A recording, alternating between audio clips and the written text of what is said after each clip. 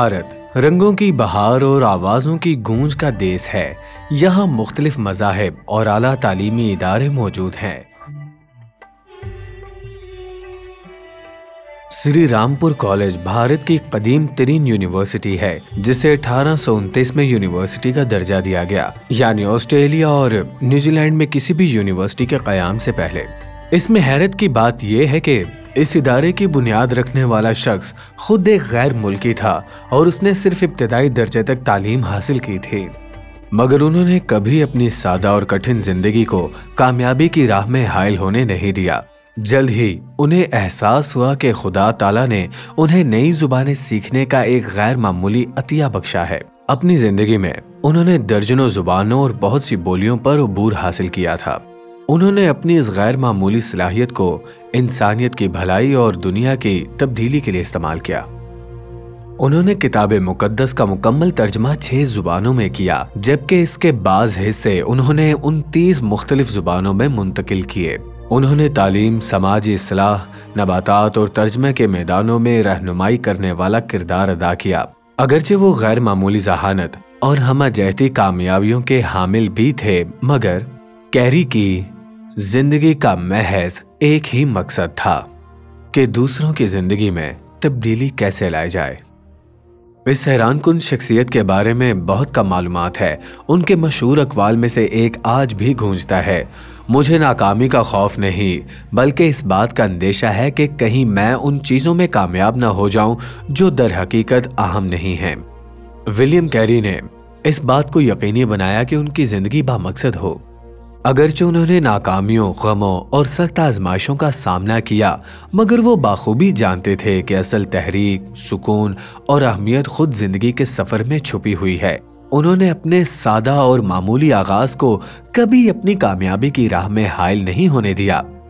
आइए और मेरे साथ दुनिया के इस दिलचस्प सफ़र पर चलें, उस अजीम शख्सियत का पीछा करें और ये जाने कि किस तरह उन्होंने अपनी दुनिया को बदला। ये उस इंसान की कहानी है जिसने कुछ ना रखते हुए भी सब कुछ पा लिया। ये गुर्बत से अमारत तक का सफर है, लेकिन ये वो अमीरी नहीं जो आप सोच रहे हैं।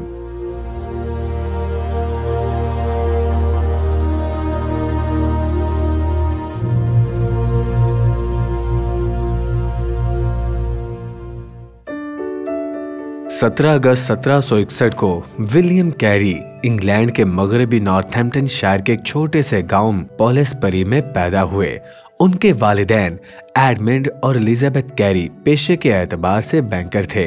वो state James church of England के माहौल में परवान चढ़े और जब वो 6 बरस के हुए तो उनके वालिद को गांव के कलीसिया में क्लर्क और स्कूल मास्टर के तौर पर मुकर्रर किया गया। इब्तदाई उम्र से ही विलियम कैरी के अंदर इल्म को लेके बहुत जुस्तजू थी, अगरचे उनकी बाकायदा तालीम 12 साल की उम्र पर आकर रुक गई थी, मगर उनकी इल्मी प्यास कभी ना बुझी। वो सफरनामे और मुहिम्माती दास्तानें शौक से पढ़ते और नबातात यानी पौधों की दुनिया से खास उन्स रखते। उन्होंने अपने छोटे से कमरे को पौधों, पत्तों और नमूनों से एक नन्हे म्यूजियम की मानिंद सजा रखा था। अक्सर वो खेतों, बागात और जंगलों में घूमते दिखाई देते थे, किसी नए परिंदे, जानवर, पौधे की तलाश में, जैसे कुदरत के भेद खोलने निकले हों। तालीम मुकम्मल करने के बाद उन्होंने 2 बरस तक खेतों में काम किया, मगर कमजोर सेहत के बायस वो ज़राअत का पेशा जारी ना रख सके। चुनाचे वो 14 बरस की उम्र में उनके वालिद ने उन्हें एक मकामी मोची के पास शागिर्दी पर भेज दिया ताकि वो जूते बनाने और मुरम्मत करने का हुनर सीख सकें। कैरी ने वहाँ भी दिल लगाकर काम किया और उस हुनर को बाखूबी सीख लिया। ये काम उनकी जिंदगी के कुछ अहम तजर्बात में से एक था। शागिर्दी के दौरान उनके साथ काम करने वाला एक नौजवान जॉन वॉल अक्सर उनके साथ बैठकर ईमान और किताब मुकद्दस पर गहरे मौज़ूआत पर गुफ्तगू करता।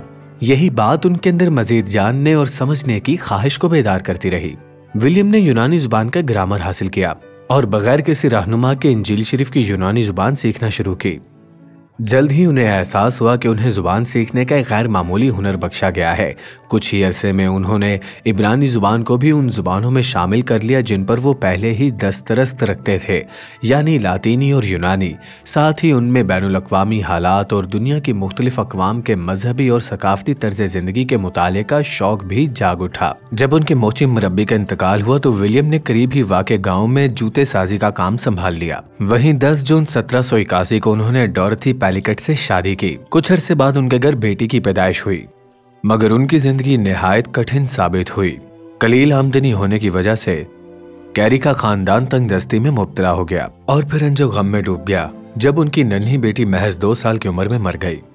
मोची के पेशे के साथ साथ विलियम कैरी ने मकामी मसीहियों के एक गिरोह के साथ तबलीगी खिदमत का आगाज किया। यह गिरोह पार्टिकुलर बैप्टिस्ट कहलाता था, जो अपने अकायद की बुनियाद खालिसतन किताब मुकद्दस पर रखते थे। इसी दौरान वो बोहिमिया से ताल्लुक रखने वाले मोरेवियन मिशनरीज से गहरे तौर पर मुतासिर हुए।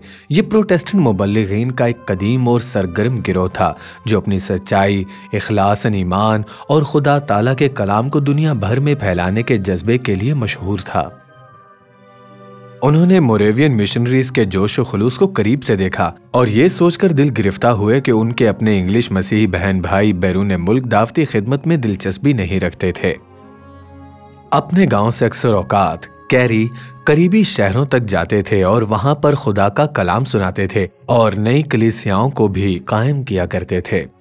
कुछ ही अरसे में वो बैप्टिस्ट एसोसिएशन के मुमताज और फाल पादरियों में शुमार होने लग गए, मगर 1972 तक उनके दिल को ये एहसास घेरे था कि एक मकामी कलीसिया की खिदमत उनके बुलाए जाने का मकसद नहीं। उन्होंने पुख्ता इरादा कर लिया कि एक इंग्लिश बैप्टिस्ट तबलीगी सोसाइटी कायम की जाए। एक इजलास के दौरान वो खड़े हुए और ये तजवीज़ पेश की कि मुख्तलिफ कलीसियाएं बाहमी ताउन से चंदा जमा करें ताकि मुबल्लिगीन को अफ्रीका और हिंदुस्तान भेजा जा सके। कैरी इजलास में सबके सामने खड़े हुए और उन्होंने तमाम मुबल्लिगीन से कुछ इस तरह से फरमाया, खुदा से अजीम तवक्कुआत रखो और खुदा के लिए अजीम कारनामे अंजाम देने की कोशिश करो। जॉन थॉमस नामे एक मौलवी जो कुछ अरसा भारत में दावती खिदमत अंजाम दे चुके थे, फंड जमा करने के लिए इंग्लैंड वापस आए। जब उनकी मुलाकात नई कायमशुदा तबलीगी सोसाइटी से हुई तो उन्होंने भारत की आवाम में इंजील के पैगाम की ज़रूरत और खिदमत के वसी मौके के बारे में बताया।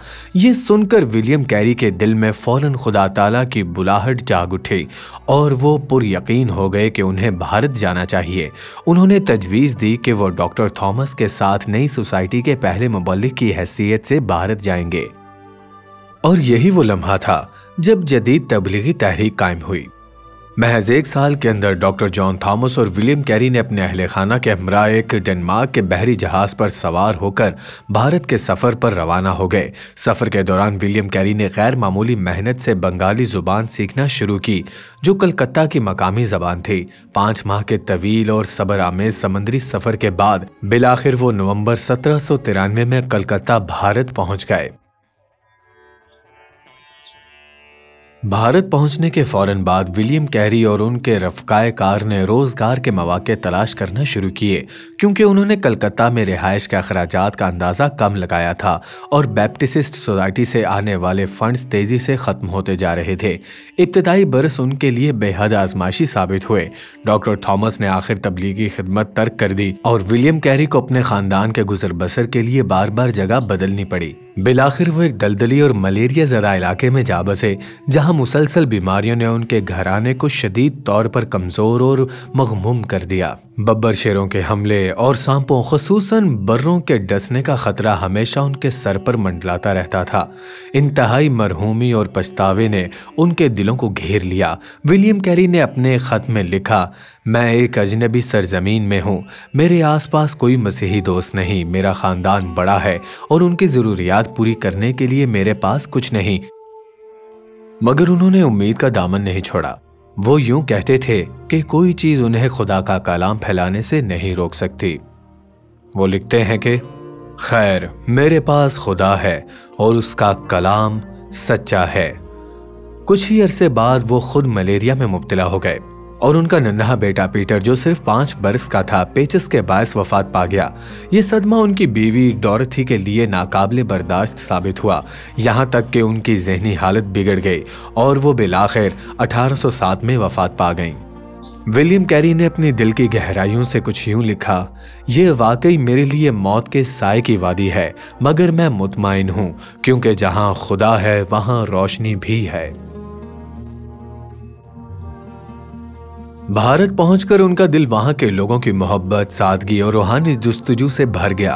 उन्होंने देखा कि ये कौम खुदा को जानने की सच्ची तड़प रखती है, वो ज़ाते आला की तलाश में है जो उन्हें सुकून दिल अता करे। कैरी उनके खुलूस से गहरे तौर पर मुतासिर हुए। उन्होंने महसूस किया कि ये लोग अपनी रूह की प्यास बुझाने के लिए सब कुछ कुर्बान करने को तैयार हैं।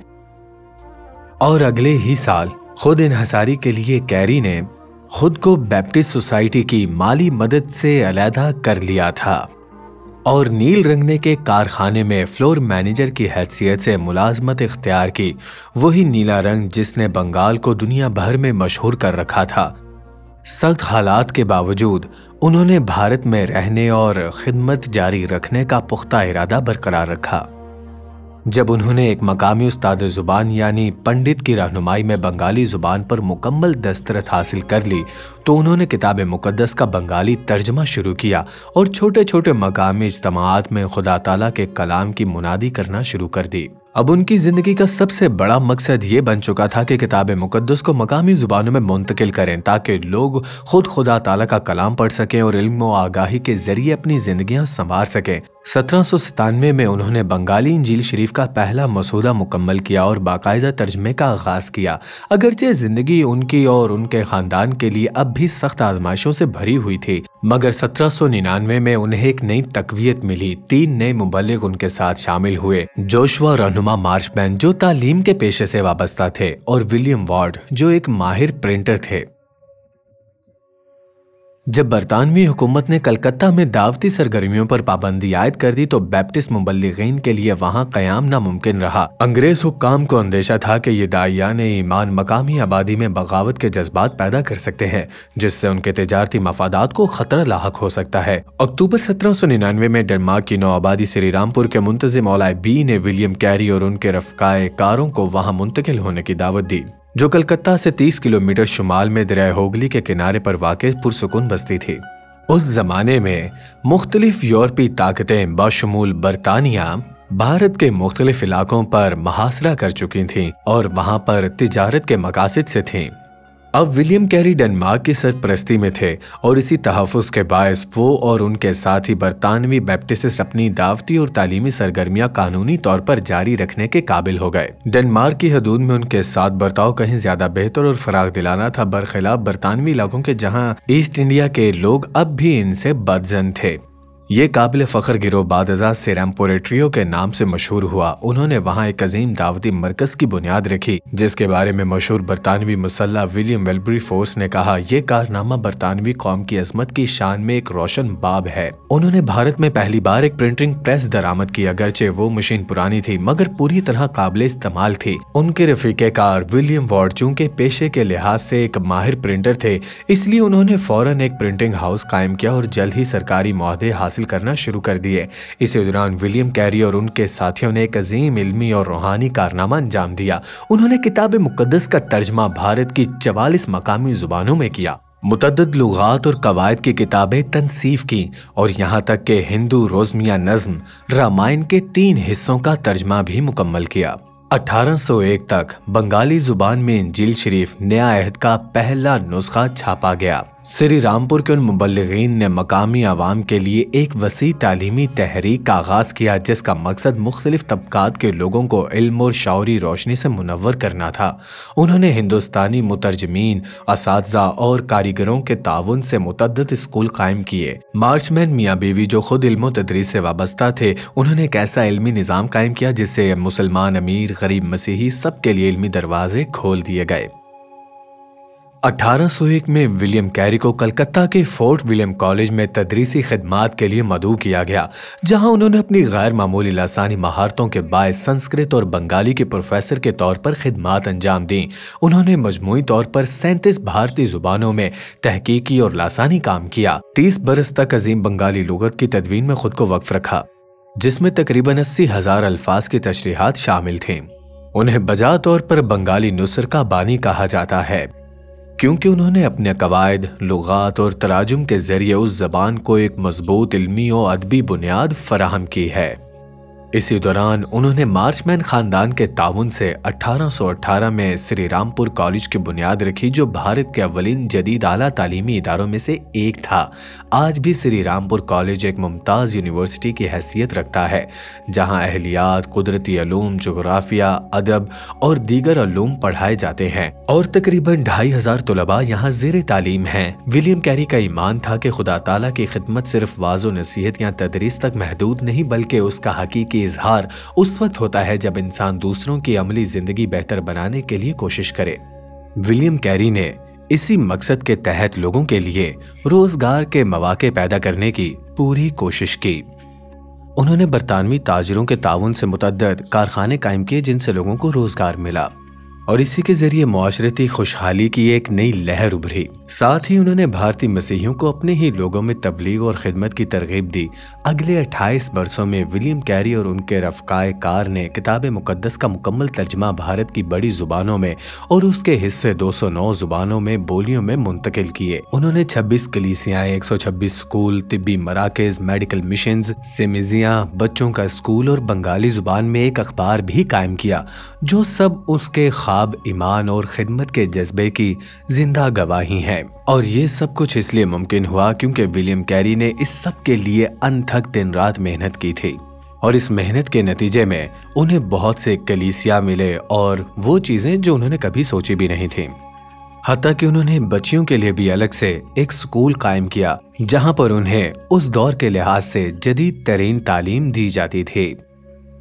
विलियम कैरी ने मुआशरती इस्लाह के मैदान में भी एक तारीखी किरदार अदा किया, खुसूसन उस जालिमाना रस्म के खात्मे के लिए जो सती के नाम से जानी जाती थी। ये एक निहायत दिल दहला देने वाला रिवाज था, जिसमें शौहर के इंतकाल के बाद उसकी लाश के साथ उसकी बीवी या बीवियों को भी जलती हुई चिता पर फेंक दिया जाता था। ये रस्म सदियों से भारत में राइज थी और उस दौर के मुआशरती नजरियात के मुताबिक औरत को अपने शौहर के बगैर बेवकत और अधूरी समझा जाता था। अगर कोई औरत सती होने से इनकार कर देती तो उसे जबरदस्ती जलती हुई चिता पर धकेल दिया जाता था, एक ऐसा अमल जो इंसानी शराफत और रहमदिली के तमाम उसूलों के मनाफी था।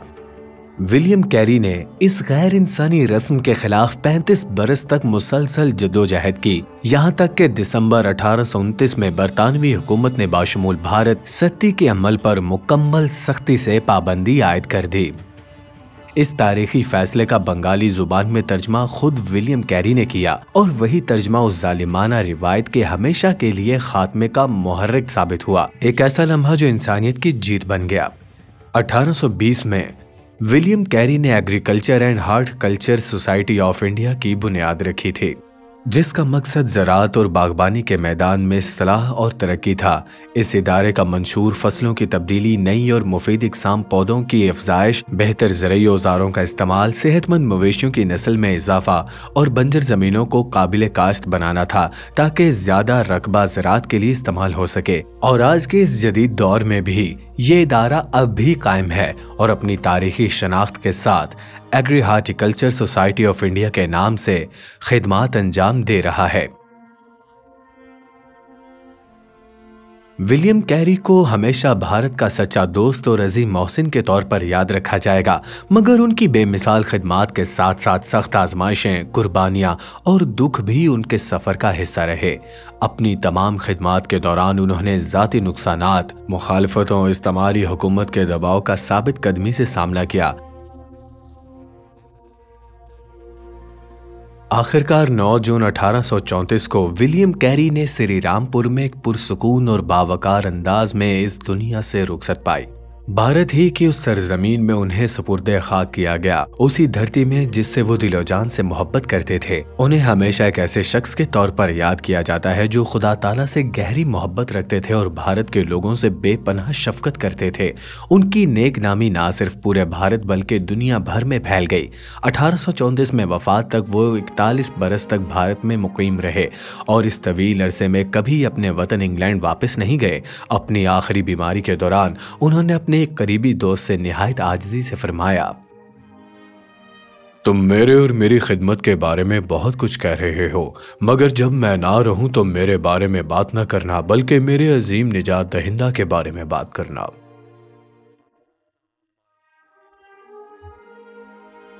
उनकी कामयाबियां वाकई बेमिसाल हैं, मगर शायद उनकी सबसे अजीम मिरास वो आलमी तबलीग की तहरीक है जो उन्होंने 19वीं सदी में शुरू की। इसीलिए विलियम कैरी को बजा तौर पर जदीद प्रोटेस्टेंट तबलीगी तहरीक का बानी कहा जाता है। विलियम कैरी की तबलीग ने एक नए दौर का आगाज किया। एक मौरख के अल्फाज में उनका मिशन एक टर्निंग पॉइंट था। उनका काम वो तारीखी मोड़ था जिसने अंग्रेजी बोलने वाली दुनिया को बड़े पैमाने पर तबलीगी सरगर्मियों के एक नए अहद में दाखिल किया। एडोनायरम जडसन बर्मा में, हैडसन टेलर चीन में और डेविड लिविंगस्टन अफ्रीका में सभी विलियम कैरी से मुतासिर होकर दावत के मैदान में निकले। उनकी जिंदगी और तालीमात ने न सिर्फ इन अजीम मुबल्लिगीन बल्कि हजारों दीगर दायान हक को भी मुतासिर किया। खुदा ताला से बड़ी तवक्कुआत रखो और खुदा ताला के लिए बड़े काम करने की कोशिश करो। विलियम कैरी महज एक मोची थे, एक आम इंसान जो इंग्लैंड के एक छोटे से गांव से ताल्लुक रखते थे, मगर उनका ईमान एक ऐसे खुदा पर था जिसके लिए कुछ भी नामुमकिन नहीं। उनकी पूरी जिंदगी खुदा ताला पर कामिल यकीन का एक जिंदा सबूत है। उनके मशहूर अक़वाल में से एक ये है कि ये हकीकत नहायत खूबसूरती से जाहिर करता है, खुदा ताला से बड़ी तवक्कुआत रखो, खुदा ताला से बड़े इनाम पाओ, खुदा ताला से कम तवक्को रखो तो कम ही हासिल करो। उन्होंने अपना वतन क्यों छोड़ा और सख्तियों और नुकसान का सामना क्यों किया? इसलिए कि विलियम कैरी ने जनाब मसीह की मोहब्बत को खुद अपनी जिंदगी में महसूस किया था। उनकी जिंदगी एक नए रंग में ढल चुकी थी और वो जानते थे कि अब वो खामोश नहीं रह सकते।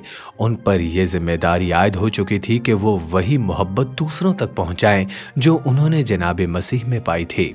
जनाब मसीह की मोहब्बत इंसान के दिल को अंदर से पूरी तरह बदल देती है, आपके रवैये को आपके रिश्तेदारों के लिए बदल देती है। इंजील शरीफ के बयानात में जनाब मसीह बारहा हमें हुक्म देते हैं कि हम एक दूसरे से मोहब्बत करें जैसे वो हमसे करते हैं।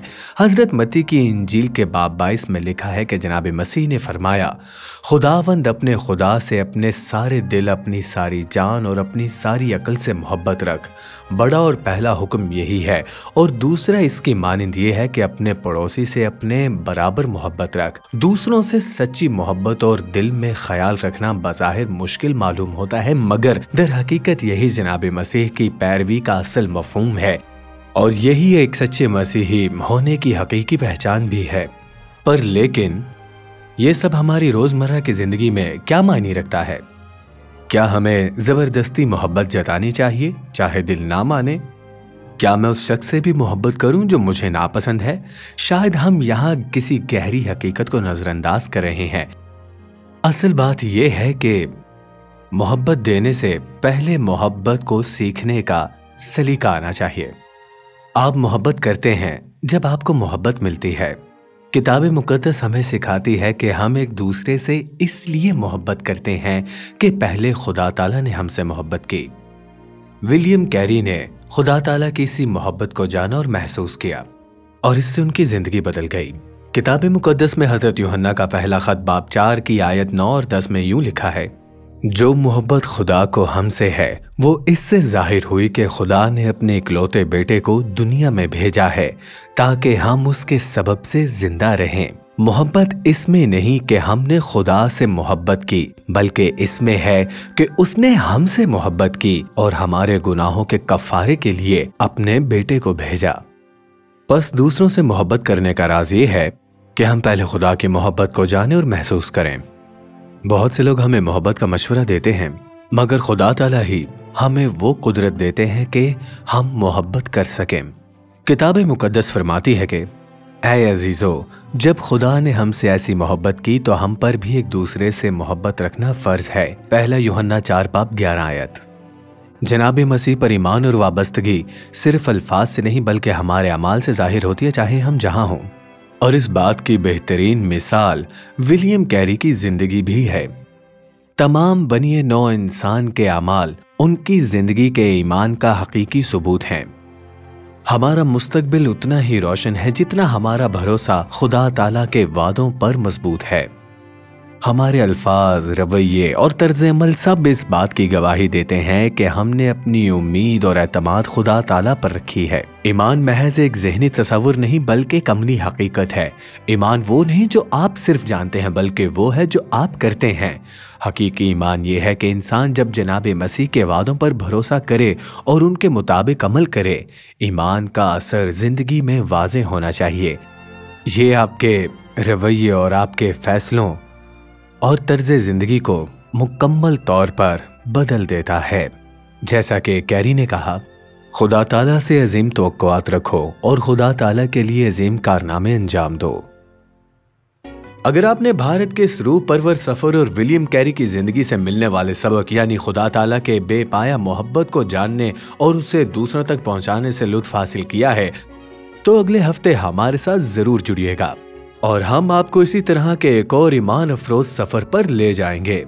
और उस वक्त तक आइए खामोशी से सर झुकाएं और उस अजीम खुदा से दुआ करें जो हमसे मोहब्बत करता है और हमें संभालता है।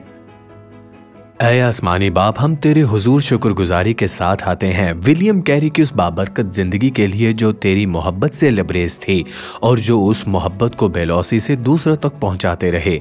ऐ खुदावंद, ये तजर्बा हमारा भी बना दे।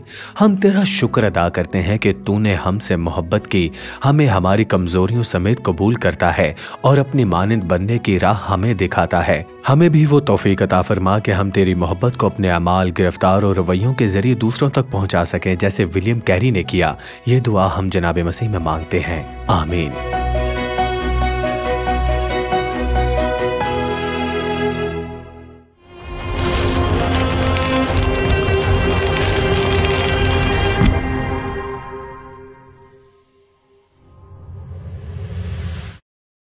अजीज नाजरीन, इस वीडियो को देखने के बाद अगर आप इंजील शरीफ का मुफ्त नुस्खा हासिल करना चाहते हैं तो हमें अपना मुकम्मल पता बमा मोबाइल फोन के अरसाल कर दें। हम पूरी कोशिश करेंगे कि आप तक इंजील शरीफ का मुफ्त नुस्खा पहुंच जाए।